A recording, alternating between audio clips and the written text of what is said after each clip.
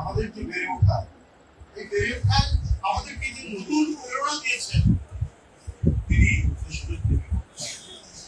কত রোগ শোক সংকটের মধ্যে তিনি এই দলকে ছেড়ে, এই দেশকে ছেড়ে, এই মৃত্তিকাকে ছেড়ে তিনি যাননি।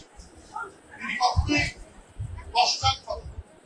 এই যে কথা বলে একটি আমাদের অহংকার অত্যন্ত কৃত্রিম ভাবে আর্টিফিশিয়াল সরকার তাকে অসুস্থ বলতে শুরু করেছে যে এটা তার স্বাভাবিক অসুস্থতা নয়।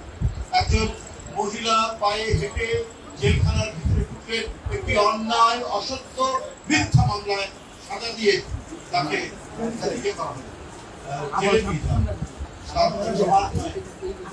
নানাভাবেই তাকে রাষ্ট্র যখন তার পরায়ত্ত থাকে এবং সেই রাষ্ট্র যখন একজন ভিন্ন প্রতিশোধ পরায়ণ স্বৈরাচারী আক্রমণাত্মক হিংসা পরায়ণ এবং একজন শাসকের থাকে, সেই রাষ্ট্র যে কোনো মানুষকে যে কোনো ভাবে তাকে পর্যবেক্ষণ